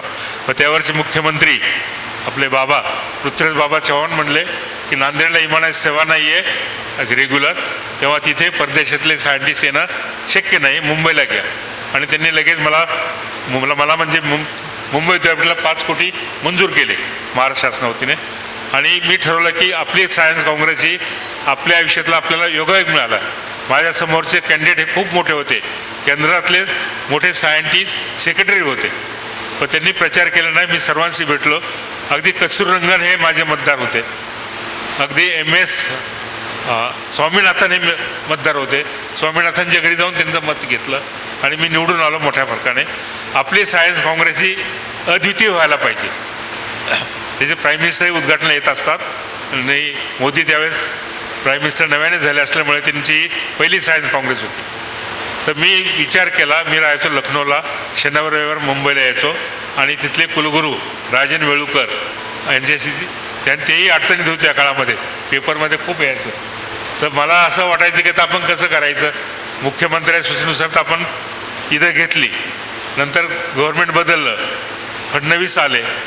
मी यांना राजेंद्र विळकणला घेऊन बळच फडणवीसांकडे गेलो. फडणवीस म्हणले आम्हाला 5 कोटी पाहिजे. ते म्हणले कशी देता येतील. म्हणलं पहिल्या मुख्यमंत्र्यांनी कबूल केलं. ते म्हणले मुख्यमंत्री डायरी जर असेल तर मी तुम्हाला 5 कोटी देतो, अधिकची मदत करतो. त्यामुळे राज्य शासनाची आम्हाला पूर्ण मदत झाली. कारण फडणवीसांनी मला एकच सांगितलं, मी मुख्यमंत्री झाल्यानंतर प्राईम मिनिस्टर प्रथम मुंबईत येत आहेत, सायन्स काँग्रेसची खूप चांगली झाली पाहिजे. मला आठवतं आहे एकूण डेलिगेट्स 17,000 होते. हा एक रेकॉर्ड होता. नंतर आता सायन्स काँग्रेस बंद झाली काही कारणास्तव, तो डिटेलचा भाग आहे. कालच मी कलकत्त्याला ऑनलाईन प्रेस घेतली परत रिवाईव्ह करण्यासाठी. 17,000 हा रेकॉर्ड आहे. आम्हालाच कळलं नव्हती इतकी चांगली काँग्रेस झाली. 10 नोबेल लॉरेट आले होते. इंडियन सायन्स काँग्रेसच्या अधिवेशनाला 10 नोबेल लॉरेट हे रेकॉर्ड आहे. याच्या आधीचं रेकॉर्ड होतं 1947ला पंडित जवाहरलाल नेहरूंनी स्वतः पत्र लिहून 6 नोबेल लॉरेट आले होते. मी मनाशी खुणगाट केली होती, मी आम्ही कसे घडले असल्यामुळे सांगतो की आपण काय नेहरू इतके मोठे नाहीत किंवा आपण एखादे राज्यमंत्री इतके मोठे नाहीत, पण आपल्याकडे सत्ता आली आहे. एका मोठ्या विद्यापीठाचे कुलगुरू आहोत. मुंबईसारख्या ठिकाणी आपण अधिवेशन घेत आहोत. मुख्यमंत्र्यांचा पूर्ण पाठिंबा आहे. काहीतरी वेगळं करायचं. मी अनेक नोबेल लॉरेटना ईमेल करून 10 नोबेल लॉरेट मुंबईच्या इंडियन काँग्रेसला बोलवले. 450 स्पीकर होते. इतकं मोठं अधिवेशन झालं. तितकं अद्वितीय अधिवेशन आजपर्यंत कधी झालं नाही. आता ते बंद पडलं आहे, त्याला राजकीय कारण येतं. तर अशा अनेक गोष्टी मी आयुष्यात घडल्या. हे सर्व घडत असताना रिटायरमेंटनंतर मी आमचे मित्र नामदार विखे पाटील यांनी आग्रह केला की तुम्ही लोणीला या. मी 6 महिने त्यांना नाही म्हटलं. नंतर आलो. त्यांची खूप इच्छा होती की मी इथं थांबलं पाहिजे. आज बंगला दिला होता, DG होतं. जेव्हा आमची मिटिंग असायच्या इथं प्रोग्राम असेल, मी जे शब्द बोललो, राधाकृष्ण विखे पाटील निमसर बोलले तेच फायनल. अण्णासाहेबांचाही पूर्ण पाठिंबा असायचा, इथल्या लोकांचाही खूप पाठिंबा असायचा. परंतु मला एक जाणवलं, वय ज्यावेळेस 68 वय झालं होतं, आपण ह्याच पोस्टला पूर्ण न्याय देऊ शकत नाही. कारण मला अनेक मॅथमॅटिक्समध्ये मी ॲक्टिव्ह होतो आणि संस्थेचं इतकं मोठं काम होतं. मला त्यांनी मानधन म्हणून अट्रॅक्ट दिलं होतं. मला ओपनपणे सांगायला हरकत नाही. मला सांगितलं तुम्ही कुठेही सही करू नका. आता रिटायर आहात तुम्ही, कोणतीही जबाबदारी तुमच्यावर ऑफिशियल नाही, पण सर्व निर्णय तुम्हीच घ्या. तर तथापि मला वाटलं की मी या पोस्टला पूर्ण न्याय देऊ शकत नाही आणि परत नगर सोडून इथे राहणं मला मानसिकदृष्ट्या वाटलं, म्हणून मी राजीनामा दिला. त्यांनी तो नाही झाला स्वीकारला. नंतरही त्यांनी खूप चांगलं पत्र लिहिलं, तुम्ही 1 वर्ष चांगल्या पद्धतीने काम केल्याबद्दल धन्यवाद. हा राधाकृष्ण विखे पाटलांचा मनाचा मोठेपणा. की मला खूप इच्छा होती की या ठिकाणी प्रवरा एज्युकेशन सोसायटीमध्ये खूप काय करावं. वयाची अडचण होती, त्यामुळे मी यशस्वीपणे माघार घेतली आणि लवकर सोडून गेलो. हे सर्व आयुष्यात घडत असताना इतकं मी का करू शकलो याचा मी शेवटचा कारण सांगतो. माझी पत्नी सुलभा BA लग्नाच्या वेळेस BA करत होती, नंतर MA झाली इंग्लिशमध्ये. त्या काळामध्ये सहज प्राध्यापक नोकरी मिळत होती. अगदी मिळत घाटामध्ये इंग्रजी प्राध्यापक मिळत नव्हतं, म्हणून बाळासाहेब विखे पाटलांनी मला सांगितलं होतं की तुम्ही कॅन्डिडेट शोधा. मी माझ्या पत्नीलाही त्या ठिकाणी आपण करू शकतो. पण आम्ही जाणीवपूर्वक ठरवलं की एकानेच नोकरी करायची आणि एकाने घर पाहायचं. कारण त्या 6 बहिणी 1 भाऊ, आम्ही 6 भाऊ आणि 1 बहिणी. मोठा गोतावळा नगरला राहत असल्यामुळे केंद्र मुद्दा असायचा, अनेक पाहुणे यायचे. तर माझी पत्नी पूर्णपणे नोकरी न करता क्वालिफाईड असूनही घर सांभाळलं. मी फक्त माझं करिअर केलं. मला कधीही माहीत नव्हतं की आपला पगार किती, घरी किती, काय, सर्व पैसे त्याचा. अजूनही मी एकही पैशाचा कधी संसार केला नाही. जे आयुष्यभर संसार केला तो माझ्या पत्नीने केला. आणि तिला पहिल्यापासून सवय लागली की विदिन मीन्स आपल्या उत्पन्नात जगण्याची सवय असली पाहिजे. या ठिकाणी महिला थोड्या आहे की ही सर्व जबाबदारी जर गृहिणीने स्वीकारली तर त्या पुरुषाचा विकास, त्या स्त्रीचा विकास फार होतो. तुम्ही तुमच्या उत्पन्नात जगण्याची नियोजन केलं पाहिजे. स्त्रियांमध्ये नियोजन करण्याची कुवत खूप मोठी असते. तर ही लागल्यामुळे मी अनेक मोठ्या पोस्टवर काम केलं. 2 विद्यापीठाचा कुलगुरू, डीन, अनेक पोस्टवर काम केलं. अनेक मोठ्या पोस्टवर काम करताना अनेक प्रलोभनं असतात. सांगितलं नांदेडमध्ये 100 पोस्ट भरायला लागल्या. 150 पोस्ट नॉन टीचिंगच्या आम्ही रेग्युलराईज केल्या. लखनौला मी बरंच कार्य केलं. परंतु पत्नीचा स्वभाव असा की आपल्या जे काही न्याय उत्पन्न आहे त्यात आपण आपला खर्च भागवला पाहिजे. आणि त्यामुळे मला कुठेही 2 पैसे अधिक कमावे असं वाटलं नाही. कारण आम्ही आमच्या पगार मोठ्या पोस्टला चांगलाच पगार असतो, सगळ्या फॅसिलिटी असतात. आमच्याकडे लखनौला माझ्यासाठी एक गाडी कुलगुरूला असते, घरच्यासाठी एक गाडी, गेस्टसाठी एक गाडी, 3 ड्रायव्हर कायम असायचे. इतकं सगळं असताना आपल्याला जास्त पैसे लागत नाही. तर हे सर्व करता असताना आपण निष्कलंक का राहू शकलो याचं कारण आमच्या पत्नीने आपला पूर्ण संसार केला. आजही आमची बचत किती आहे, कोणाचं किती देणं आहे, कोणाचं काय घेणं आहे हे मी काही पाहत नाही. मी पूर्णपणे माझं आयुष्य शिक्षण आणि मॅथमॅटिक्स यासाठी खर्च केलं. फक्त एकच लहानपणी खूप शेती केली असल्यामुळे मी रिटायरमेंटनंतर इथनं प्रवारात सोडलं आणि शेतीमध्ये खूप लक्ष दिलं. माझा अनुभव तितकासा चांगला नाही आहे. परंतु पारंपरिक शेती होती ती सुधारली. शेती आमच्यासारख्याची, त्याला ॲबसेंटी लँडलॉर्ड म्हणतात, नगरामध्ये राहून शेती करायची ही तोट्यातच जाणार. तरी मला आनंद होतो की शेती अत्यंत उत्कृष्टपणे मी करू शकलो. अनेक काही गोष्टी करायच्यात. सामाजिक प्रश्नातही मी भाग घेतलेला आहे. मला वाटतं की आपण मनापासून जर प्रामाणिकपणे काम केलं, आपल्या पोस्टला न्याय दिला तर आयुष्य हे अत्यंत सुखदायी होऊ शकतं. आणि त्यासाठी आपल्याला प्रामाणिकपणा, प्रांजळपणा आणि व्यक्तीचं पारदर्शीपणा असायला पाहिजे. आज बऱ्याच लोक कारण नसताना जाळ्यात अडकतात आणि मोठमोठे पोस्टवर आणि ज्यांची कोद असते त्यांचं करिअरमध्येच थांबतं. हे जर गृहिणीने पूर्ण आपलं घर हे सांभाळलं, पुरुषाने पूर्ण निष्कलंकपणे आणि प्रामाणिकपणे आपल्या कोतीप्रमाणे काम केलं. मी अनेक वेळा, तुम्हाला माहीत नसेल, अखिलेश यादवने एकदा मी भेटलो. म्हणलं लखनौ विद्यापीठात 100 वर्ष होत आहेत. मला लोकांनी सांगितलं तुम्हाला मुख्यमंत्री भेटायची काय गरज आहे. आणि ते म्हणले 5 मिनटं वेळ देतो. 5 मिनटात मी काय केलं पाहिजे 100 वर्ष सांगायला गेलो तरी 15 मिनटं ऐकलं आणि चीफ सेक्रेटरीला बोलून सांगितलं की 1 तास सरांचं हे घ्या आणि 100 कोटी लखनौ विद्यापीठासाठी मंजूर केले. आता हे मला काय करायची गरज नव्हती, पण आपण पदावर असताना जे जे काय करू शकतो ते केलं पाहिजे. किंवा मोठ्या माणसाला भेटण्याची लाज वाटली नाही पाहिजे. तुम्ही तुमच्यासाठी काही मागू नका, पण संस्थेसाठी मागताना अनेक लोकांना लाज वाटते.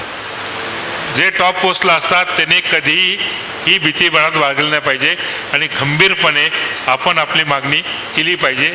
आपली मदत सहज होते. दुर्दैवाने ते 100 कोटी पुढच्या कुलगुरूंच्या काळात वापरले गेले नाही. माझ्या काळात 35 कोटी आले होते. एक गोष्ट आपण टॉप माणसांनी केली पाहिजे, आपल्या कुवतीप्रमाणे पूर्णपणे आपल्या पोस्टला न्याय दिला पाहिजे. दुर्दैवाने आजच्या ज्या संस्था विस्कळीत झाल्यात, मी कोणाला द्वेष करतो किंवा दोष देतो असं नाही आहे, टॉपचा माणूस तितका इंडिपेंडंट वागत नाही. ते कुलगुरू असो कोणी असो, त्यांनी पूर्ण इंडिपेंडंट वागलं पाहिजे. मी प्राचार्य असताना इंडिपेंडंट वागलं. खाजगी संस्था होती माझी. कुलगुरू असताना नांदेडला तर 3 मुख्यमंत्री झाले. एक मुख्यमंत्री तर नांदेडचेच. तिथंही मी पूर्णपणे त्या 3ही मुख्यमंत्र्यांनी एकही काम मला सांगितलं नाही. कोणत्याही कधी लखनौलाही मला एकही काम राज्यपालांनी किंवा मुख्यमंत्र्यांनी सांगितलं नाही. आपली जर व्यक्तिमत्व प्रामाणिक असेल, ट्रान्सपरंट असेल, आपल्यामध्ये कामकारी तळमळ असेल तर मला वाटतं आपल्याला सगळीकडनं मदत होते. आम्ही कसा घडलो मध्ये हा माझा एक संदेश आहे. आपण आपल्या पोस्टला पूर्ण न्याय दिला पाहिजे आपल्या कोतीप्रमाणे. बाकी गोष्टी आयुष्यामध्ये आपोआपच आपल्या सोयीप्रमाणे घडत असतात. आपण बराच वेळ माझं ऐकलं त्याबद्दल धन्यवाद.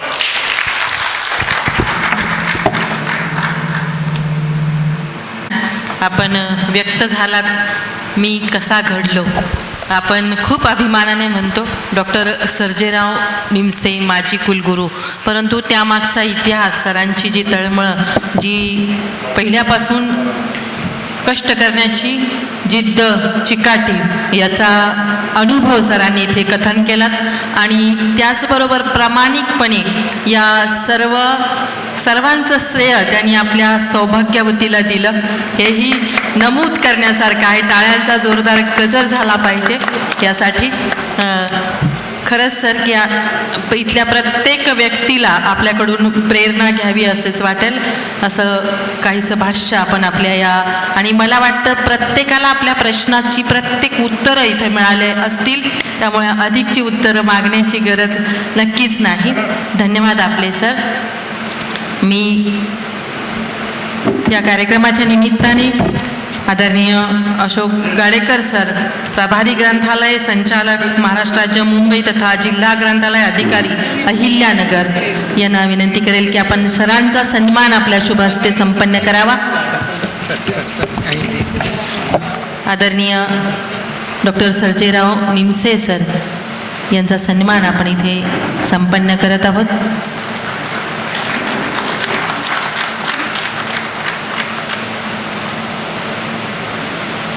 आणि यानंतर आजच्या या चर्चासत्राचं अध्यक्षस्थान अशोक गाडेकर सर यांनी स्वीकारलं होतं. मी विनंती करेल आपल्याला की आपण अध्यक्षीय समारोप करावा. आदरणीय अशोक गाडेकर सर.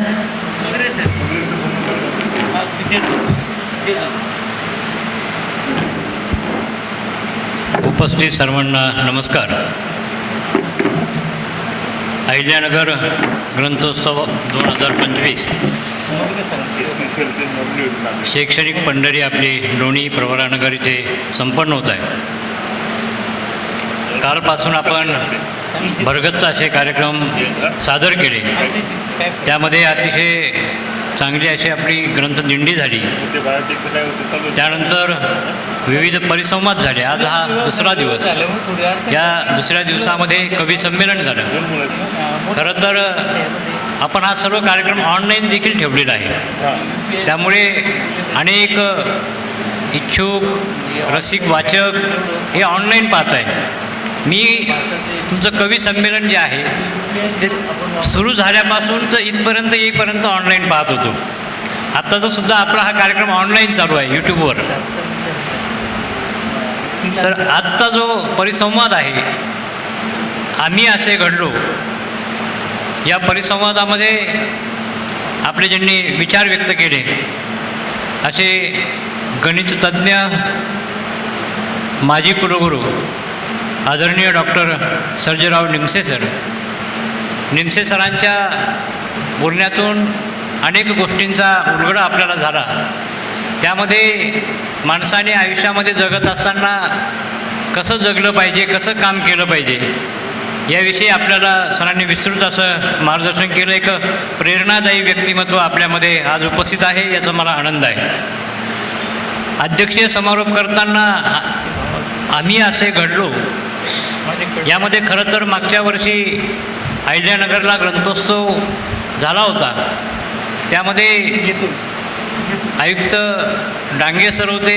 आम्ही 3-4 व्यक्ती अशा होतो की आमच्या मुलाखती झाल्या होत्या ऑनलाईन. याच्यावर खूप चांगल्या पद्धतीने झाल्या होत्या.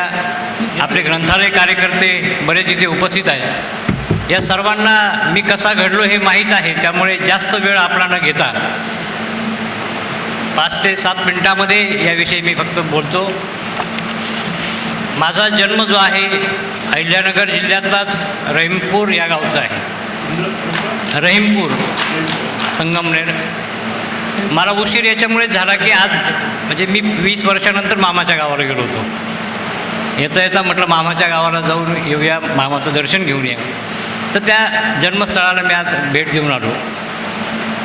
नंतर आईवडील हे अतिशय गरिबीची परिस्थिती असल्यामुळे त्यावेळी दुष्काळ पडलेला होता. ते खड्डे खोदायचे कामं म्हणून ते निफाडमध्ये गेले होते, सायखेडा करंजगाव अशा भागामध्ये.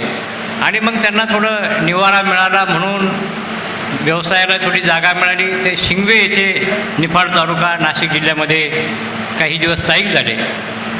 आणि तिथेच माझं जे बालपण आहे ते घडलं. मी जिल्हा परिषद शाळेमध्ये होतो. शाळेमध्ये असल्यापासूनच थोडं उचापतीखोर ज्याला म्हणतो तसा प्रकारचा मी होतो.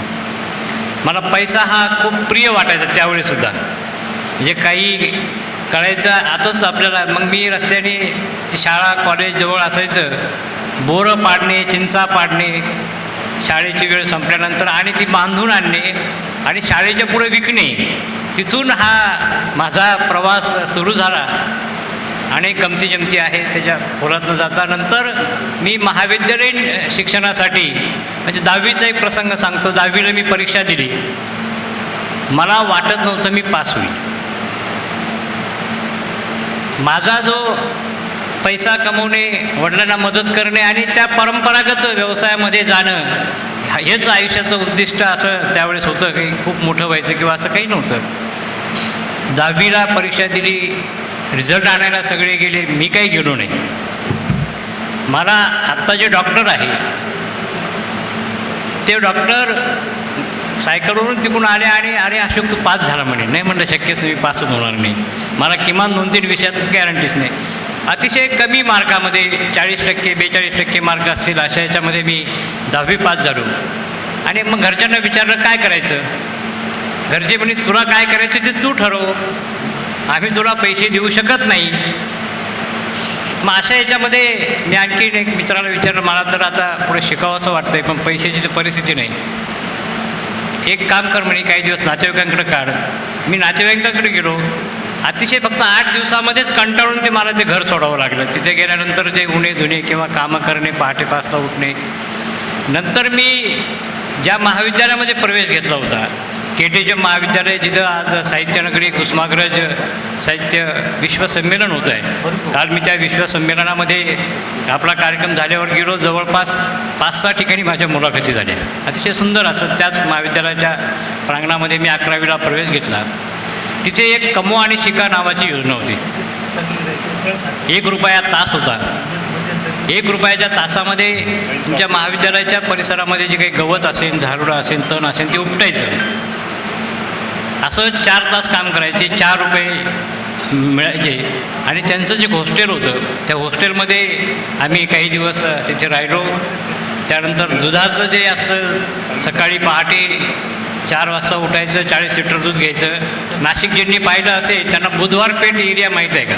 अतिशय उताराचं तीव्र उतार आणि असे डायरेक्ट चढ असा तो रस्ता. आणि जवळपास सकाळी 17-18 किलोमीटर दूध वाटप ते करायचं. नंतर महाविद्यालयात जायचं, नंतर परत ते काम करायचं. आणि माझं कामाचं हे पाहून, थोडं हस्ताक्षर सुंदर पाहून आमचे तिथले जे ग्रंथपाल आहेत त्यांनी मग मला विचारलं, तू एवढे कष्ट करतो आहेस, संघर्ष करतो आहे, तू ग्रंथालयात का काम करत नाही. म्हटलं मला आनंद होईल.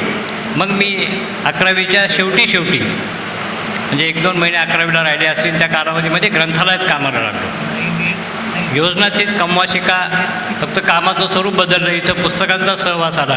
मग थोडी पुस्तकं चाळायला लागलो, वाचायला लागलं. मग त्याच्यामधून माणसं कशी घडली, मोठी कशी झाली, हे जेव्हा माझ्या अनेक चरित्रात्मक पुस्तकातून निदर्शनास आलं की आपणही यांच्याप्रमाणे आणखी घडलं पाहिजे, जीवनामध्ये काहीतरी वेगळं केलं पाहिजे, ही मला ऊर्जा त्या ग्रंथालयातून मिळाली. आणि त्यानंतर मी ग्रंथपालन प्रमाणपत्र परीक्षा 12वीला असताना केला. पुढे ग्रॅज्युएशन झालं. पंचवटी सार्वजनिक वाचनालय जे आहे, आज ब वर्गाचं ग्रंथालय आहे, नाशिकचे बडेबाबा आहेत, त्यांना माहीत आहे.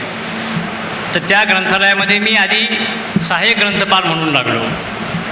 तिथे खासदार, सहकार महर्षी, आमदार आणि खूप मोठं नावाजलेलं व्यक्तिमत्व म्हणून ॲडव्होकेट उत्तमराव ढिकले साहेब त्या ग्रंथालयाचे अध्यक्ष होते. आम्ही त्यांना दादा म्हणायचो. तर त्या ग्रंथालयामध्ये काम करत करत पुढे मला सामाजिक कामाची खूप तळमळ किंवा करायला पाहिजे, लोकांसाठी काम केलं पाहिजे जाणीव झाली. आणि मग मी विविध प्रकारच्या संस्था काढल्या. मग त्यामध्ये नागरी मंडळ असेल, कलाक्रीडा मंडळ असेल, शिंगव्याला सार्वजनिक वाचनालय असेल, बालवाडी असेल, असे. आणि वर्तमानपत्रामध्ये आम्ही ज्या ग्रंथालयात काम करायचो त्यांचे सारखे कार्यक्रम व्हायचे, बातम्या यायच्या. ते बातम्या मी पेपरला द्यायला जायचं, ती बातमी छापून यायची. मग त्यानिमित्तानं माझं पत्रकारांशी ओळखी व्हायला लागल्या. त्या पत्रकारांच्या ओळखीमधून मी म्हटलं, मग आपणही हे काय जे लिहित होते ते मला सांगायचे, 5 पुस्तकं घेऊन ये. मी ते 5 पुस्तकं घेऊन जायचो आणि नंतर ते पेपरला मोठा लेख छापून यायचा. म्हटलं हे तर आपल्यालाही जमलं पाहिजे, आपणही करू शकतो. मग मी त्या पद्धतीनं लिखाण करायला लागलो. आणि योगाचे क्लासेस आधी घेतले. जवळपास योग पंडितपर्यंत मी अभ्यासक्रम पूर्ण केला. मग आपणही लोकांना योग शिकवला पाहिजे या उद्देशानं नाशिकमध्ये जवळपास 4,500 विद्यार्थ्यांना योगाचा अभ्यास केल्यानंतर काही लोक म्हटले, आपण तू आता ह्या लोकांना शिकवतो जे कैदी आहे, बंदिवान आहे, यांना शिकवू. मग मी तिथेही ते क्लासेस सुरू केले. म्हणजे पहाटे 5 वाजता सुरू झालेला प्रवास हा रात्री माझा 10:30-11पर्यंत संपवायचा. त्यामध्येही जेवण जे आहे ते स्वतःच हाताने बनवून करायचं आणि खायचं. अशा पद्धतीनं जवळपास ग्रॅज्युएशन झालं, नंतर बिलीप झालं. हा सगळा पंचवटी वाचनालयाचा प्रवास झाल्यानंतर जर्नलिझम केलं आणि मध्ये मग काही मी चांगलं लिहायचं पण ते छापून येत नव्हतं. मग तिथे आमचे आदरणीय डॉक्टर रायते सर, त्यानंतर देवरे सर, अशी एक नामवंत साहित्यिक मंडळी, लेखक मंडळी त्या कार्यकारिणीवर होती. मी त्यांना म्हटलं की असं आपण एखादं साप्ताहिक काढावं असं मला वाटतं. त्यांनी लगेच सांगितलं करा म्हणे. मी ढिकले साहेबांना म्हटलं असं अरे तू कर म्हणे, तू चांगलं करशील. आणि मग मी ते एक साप्ताहिक सुरू केलं, आधी पाक्षिक सुरू केलं विचार कर नावाचं, की ज्याचं उद्घाटन कुसुमाग्रजांनी केलं होतं. कुसुमाग्रजांनी उद्घाटन केल्यानंतर ते आम्ही शिक्षण, ग्रंथालय, ज्ञान आणि आरोग्य याच्यासाठी ते साप्ताहिक पुढे खूप दिवस चालवलं. आणि त्याच्यामध्ये मी डबल काढलं की आपल्याला उत्पन्न कमी आहे, पैसा आपल्याजवळ नाही आहे, समाजकार्य पण करायचं आणि याच्यातून आर्थिक उत्पन्न पण झालं पाहिजे, हा एक माझा प्रामुख्याने उद्देश होता. आणि हे करत असताना मी कॅलेंडर काढायचो. कॅलेंडर आणि दिवाळी अंक यामधून मला इतका नफा मिळायचा की मी त्याच्यावरती वर्षभर अंक आणि माझा स्वतःचा प्रपंच हा व्यवस्थितपणे त्या ठिकाणी चालला होता. वाचनालयाचंच असताना जसं सरांचं लग्न हे नोकरीला नसताना झालं, तसंच काहीसं थोडं वेगळं की मी सार्वजनिक वाचनालयामध्ये काम करत होतो. पंचवटी वाचनालयामध्ये आपल्या सर्वांना माहिती आहे वाचनालयात काम करणाऱ्या माणसांना किती वेतन आहे. तर मी त्या वर्गाच्या याच्यामध्ये मला 574 रुपये वेतन होतं महिन्याला. अशा कालावधीमध्ये लग्न झालं. मी त्यावेळी लग्नाच्या विचारात नव्हतो. मी आलेल्या पाहुण्यांना स्पष्ट सांगितलं की माझी परिस्थिती अशी आहे की मला लग्न करायचं नाही. जेव्हा माझी परिस्थिती होईल तेव्हा मी स्वतःहून तुमच्याकडे येईल. परंतु ते काही ऐकण्याच्या मनस्थितीत नव्हते. आम्हाला तुमचा पगार नको, आम्हाला तुम्ही जे काम करताय, तुमचं जे व्यक्तिमत्व आहे हे महत्त्वाचं आहे. म्हणून मग मी घरच्यांना म्हटलं, मग ते घरच्यांनी संमती दिली म्हणून, नाही तर अजून माझं 3-4 वर्ष लग्न करण्याचा कोणत्याही प्रकारचा विचार त्या ठिकाणी नव्हता. असो, नंतर मग पुढे त्यावेळी दुय्यम सेवा निवड मंडळं असायची. जसं आता MPSCची परीक्षा होतात, लोकसेवा आयोगाच्या जेव्हा निवड मंडळ असायची, मग ते फॉर्म भरला, परीक्षेला गेलो, त्याच्यातही पास झालो. जवळपास महाराष्ट्रामधून 8,000 ते 10,000 विद्यार्थ्यांनी त्यावेळी अर्ज भरले होते. आम्ही 12 लोक सिलेक्ट झालो. 12 लोकांमध्ये 6 जणं त्यांनी आमच्या टीम निवडली आणि त्या 6मध्ये मी होतो. मी एकदम बिंदास होतो. बाकीचे इतके टेन्शन घ्यायचे, इतके अभ्यास करायचे, इतकं ते एकमेकाशी बोलायचं नाही, पाहायचं नाही. स्वतःच्या ॲटिट्यूडमध्ये मी अरे काय बाबा तो कुठला काय कसं ते काहीही नाही. मला सिरियसनेस अजिबात नव्हता, कारण मी नोकरी करत होतो, माझा प्रपंच व्यवस्थित चालला होता, पत्रकारिता व्यवस्थित चालली होती. पण अशा कालावधीमध्ये जेव्हा माझी मुलाखत झाली, जवळपास 45 मिनटं मुलाखत झाली. कुणाची मुलाखत एवढा वेळ झाली नाही. बाकीचे गेले 5 ते 7 मिनटामध्ये बाहेर यायचे. माझी मुलाखत 45 मिनटं झाली. मग मी नंतर बाहेर आल्यानंतर मी त्याने म्हणे एवढं तुला काय विचारलं आहे. मी म्हणजे त्यावेळेस असं माझ्या निदर्शनास आलं की तुम्ही मुलाखतीला गेल्यावरती जोपर्यंत तुमचं थांबणं होत नाही, थांबत नाही, तुमचं बोलणं बंद होत नाही, तोपर्यंत ते समोरचे तुम्हाला प्रश्नही विचारत असतात. तुम्ही पहिल्या मिनटात 2-3 मिनटात जर बोलायचे थांबलात तर ते समजून घ्यायचं ओके. मी थांबत नव्हतो, प्रत्येक प्रश्नाला उत्तर देत होतो. म्हणून माझी मुलाखत एवढ्या वेळेस चालली. नंतर मला जेव्हा सिलेक्शन झाल्याचं कळलं त्यावेळी मला इकडे पत्रकारितेमध्ये खूप मोठं नाव व्हायला लागलं आहे. बाहेर फोटो वगैरे असं चमकोगिरी ज्याला म्हणतो हिरोसारखं तसं व्हायला लागलं होतं. शासकीय तर नोकरी लागली. शासकीय याच्यामध्ये जायचं तर एक बांधीलपणा येणार, साचलेपणा येणार किंवा तुम्हाला काही करण्याचं स्वातंत्र्य नाही असे काही लोकांनी सांगितलं. काही लोक म्हणायला लागली नाही नाही शासकीय नोकरीत जा. मी जिजा मनस्थितीत सापडलो. त्यावेळेचे आमचे ग्रंथमित्र पगार सर, दत्ता पगार सर जे होते ते सुभाष वाचनाचे ग्रंथपाल होते, त्यांच्याकडे मी गेलो. म्हटलं सर असं असं आता मला टर्निंगचा विषय आहे, काय करावं. त्यांनी मला एक मोलाचा सल्ला असा दिला, जोपर्यंत तुझे हातपाय चालतात तोपर्यंत तू स्वकर्तृत्वावर वर्तमानपत्र किंवा नियतकालिक हे चालू शकतो. तू स्वतः फिरणं किंवा हे बंद केल्यानंतर त्याच्यामध्ये पुढे इतकं हे करिअर राहणार नाही. शासकीय सेवेमध्ये तू काम कर, नाही तर काम करू नको, तुला पेन्शन आहे. मग मी 1997मध्ये राज्य मध्यवर्ती ग्रंथालयात तांत्रिक सहाय्यक ह्या पदावरती रुजू झालो. तिथं गेल्यानंतर तो पसारा पाहिला, मुंबई पाहिला. त्याच्या आधी मात्र मी सार्वजनिक चळवळीमध्ये, सार्वजनिक वाचनालयांच्या चळवळीमध्ये खूप मोठा सहभागी असायचो. जसे आता तुमचे अधिवेशनं होतात आता 2 दिवसापूर्वी रत्नागिरीला राज्याचं अधिवेशन झालं. असे अधिवेशनं विभाग संघाची होतात. त्या प्रत्येक अधिवेशनामध्ये मी बोलायचो, मनोगत व्यक्त करायचो, लिखाण करायचो. तर ते दिवस मला आत्ताही त्या निमित्तानं आठवायला लागले. सांगायचं तात्पर्य असं आहे की तिथे गेल्यानंतर ते पसारा पाहिला, आता हे जमेल का नाही, परंतु तिथं खूप काम केलं मी. पहिल्या दिवसापासून काम केलं आणि मला कामाची प्रचंड आवड. ते काम पाहून त्यावेळेच्या संचालकांनी सांगितलं की आता तुम्हाला राज्याचं निरीक्षक पद देतो, इकडे येता का. त्याच्या पूर्वीची घटना अशी होती की त्यावेळेचे जे संचालक होते आदरणीय शेजुरू साहेब, त्यांनी मला फोन करून सांगितलं तुमचं सिलेक्शन झालेलं आहे, तुम्हाला पोस्टिंग कुठं पाहिजे. म्हणजे इथं आमचे शासकीय बरेच लोक आहे म्हणून त्यांना मी कधी हा गोष्ट सांगितली नाही, पण आजचा हा घडलेला प्रसंग आहे म्हणून सांगतो मी. तर मला फोन करून विचारलं तुम्हाला कुठं पाहिजे, तुमचं सिलेक्शन झालं आहे. नाशिकला 2 पोस्ट रिकामे आहेत, ह्या ऑफिसला देऊ का त्या ऑफिसला देऊ. म्हटलं मला नाशिक सोडून महाराष्ट्रात कुठेही द्या. ते म्हणे तू पहिला माणूस असा आहेस की घर मागत नाही. का मागत नाही तू घर, कारण काय. नाही म्हटलं सर मला नोकरीची आत्ता माझी सुरुवात आहे, मला जर आत्ताच घरीच काम करायचं राहिलं तर बाह्य जग काही पाहता येणार नाही, बाहेरचं परिस्थिती माहिती होणार नाही. हे त्यांना पटलं.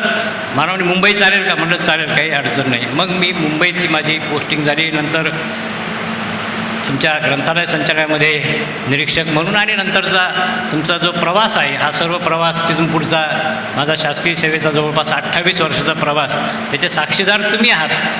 कारण मला तेव्हापासून ओळखणारे जवळपास इथे 60% लोक आहेत. मी 2001ला नाशिकला बदलून आलो निरीक्षक म्हणून. त्यानंतर माझ्याकडे अहिल्यानगरच आला 2001मध्ये. पुढे जवळपास 5-6 वर्ष निरीक्षक म्हणून काम केलं, नंतर सहाय्यक संचालक म्हणून काम केलं विभागामध्ये. त्यामुळे हा अधिकचा प्रवास मी आपल्याला जास्त आता जात नाही त्या खोलाकडे, कारण आपल्या सगळ्यांचं लक्ष जेवणाकडे लागलेलं आहे. तुम्हाला जशी भूक लागली तशी मला लागलेली आहे. तर ग्रंथालय संचालनालयामध्ये 2 वर्षापूर्वी मला या ग्रंथालय संचालकांचा अतिरिक्त पदभार घ्यावा लागला. तो घेतल्यानंतर मी जेव्हा पब्लिक लायब्ररीमध्ये सार्वजनिक वाचनालयामध्ये काम करत होतो त्यावेळेच्या अडचणी मला माहिती होत्या, प्रश्न माहीत होते आणि प्रशासकीय याच्यामध्ये असतानासुद्धा काय काय अडचणी येतात हे मला माहिती होतं. म्हणून मी पहिल्यांदा असं ठरवलं की ह्या चळवळीला एक वेगळ्या प्रकारची दिशा देण्याची गरज आहे, वेगळं वळण देण्याची गरज आहे. हे वळण द्यायचं असेल ते नियमानुसार दिलं गेलं पाहिजे.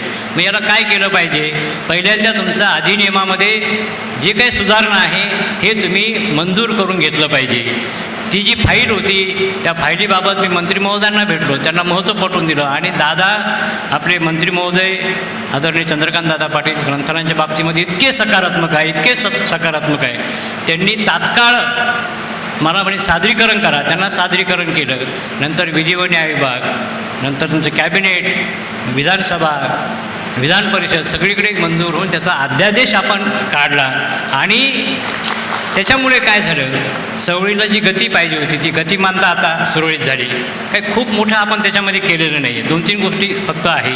राज्य ग्रंथालय परिषद अस्तित्वात आली, तिची रचना सुलभ झाली. प्रत्येक जिल्ह्यामध्ये जिल्हा ग्रंथालय समिती आली, त्याची रचना सुलभ झाली. आत्तापर्यंत जिल्हा ग्रंथालय समित्या या कोणत्याही जिल्ह्यामध्ये मला माहिती नाही. म्हणजे 29 वर्षामध्ये पहिल्यात मी माहिती नाही. आणि जुनी जेव्हा माहिती घेतली, आपला कायदा जवळपास अधिनियम 1967 साली झाला, त्याच्यानंतर आपले जिल्हा समिती अस्तित्वात आली नाही. तर ह्या समित्यासुद्धा लवकर आल्या तर तुमचे जे काही प्रश्न असतील, सार्वजनिक ग्रंथालयांचा गुणात्मक विकास करायचा असेल, सार्वजनिक ग्रंथालयांची प्रगती करायची असेल, वाचन संस्कृती वाढवायची असेल तर त्याच्यावरती जिल्हा स्तरावर आधी चर्चा व्हायला पाहिजे, जिल्ह्यात काही निर्णय व्हायला पाहिजे आणि त्याचे प्रमुख हे जिल्हाधिकारी असले पाहिजे. आम्हाला हे जेव्हा पटलं आम्ही तशा पद्धतीने ते केलं. नंतर आपण जे काळाच्या प्रवाहामध्ये ही संसाधनाकडे चाललेलो आहोत हे त्याच्यामध्ये आलं पाहिजे. ह्या बाबी आपण त्याच्यामध्ये समाविष्ट केल्या. आणि मागच्या महिन्यामध्ये 6 जानेवारीला 16 वर्षानंतर राज्य ग्रंथालय परिषदेची पहिली बैठक झाली. त्याचं इतिवृत्त मंजूर झालं आणि त्यानुसार आता काम सुरू झालं. या कामामुळं काय झालं, तुमच्या सार्वजनिक ग्रंथालयाचे जे काही प्रश्न प्रलंबित होते ते प्रश्न मार्गी लागले. पहिला कोणता प्रश्न ही ग्रंथालय जी आज्ञावली आहे, ही या आज्ञावलीमध्ये आपण जे शासकीय ग्रंथालयांचं काम होतं ते परिपूर्ण केलं. आमच्याकडे जी शासनाची ग्रंथालय आहे त्याच्यामध्ये 97% पुस्तकांचा डाटा हा तुमच्या मोबाईलमध्ये तुम्ही बसून पाहू शकता, कोणताही माणूस पाहू शकतो कोणतं पुस्तक कुठं आहे. तर हीच कल्पना सार्वजनिक ग्रंथालयामध्ये जवळपास 7 कोटीची पुस्तकं आहे. ही सुद्धा लोकांना पाहता यावी, माहिती व्हावी म्हणून आपण कालच कुसुमाग्रजांच्या जन्मदिवसाच्या दिवशी आम्ही जे परिपत्रक निर्गमित केलं अ वर्ग ग्रंथालयांना ही ग्रंथालय आज्ञावली देण्याचं. त्याच्यामुळे इथे जे कोणी अवर्गवाले आहेत का त्यांना त्याचा फायदा होणार आहे. ग्रंथालयांच्या प्रश्न आणि बाकीचे जे काही विषय आहेत त्याबद्दल मी नंतरच्या सत्रामध्ये जेव्हा जेव्हा वेळ मिळेल तेव्हा बोलेल. पुन्हा एकदा एक आम्ही असे घडलो या परिसंवादामध्ये मला अध्यक्ष बहुमान मिळाला. मी संयोजकांचे धन्यवाद व्यक्त करतो. आणि आपणही आज डॉक्टर सर्जेराव निमसे सरांना ऐकलं, त्यांचे विचार ऐकले, त्यांनी आपल्याला अनेक प्रेरणादायी गोष्टी सांगितल्या. नक्कीच आपल्या आयुष्यामध्ये एक शिदोरी म्हणून त्या राहणार आहे असं सांगून मी या कार्यक्रम संपला किंवा माझं अध्यक्षीय मनोगत संपलं असं जाहीर करतो.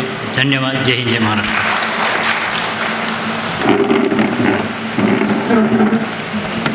धन्यवाद सर.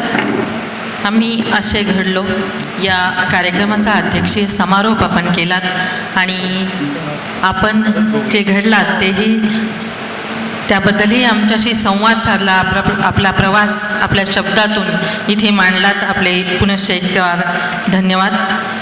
प्रवरा ग्रामीण शिक्षण संस्थेचे सहसचिव आदरणीय भारत पाटील घोगरे इथे उपस्थित झालेले आहेत. त्यांचा आपण सन्मान करणार आहोत. मी आदरणीय अशोकजी गाडेकर सर यांना विनंती करेन की आपण आपल्या शुभहस्ते हा सन्मान संपन्न करावा आणि आपल्याला विनंती आहे की आपण या सन्मानाचा सत्काराचा स्वीकार करावा.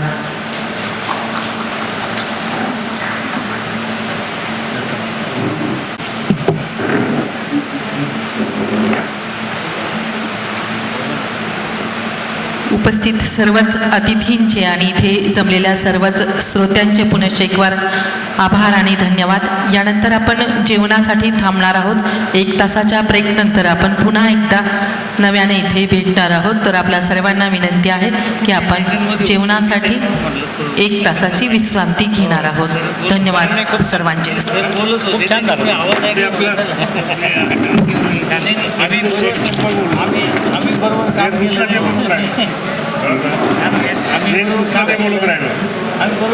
बॉईज मेसकडे जेवणाची सर्वांसाठी व्यवस्था केलेली आहे.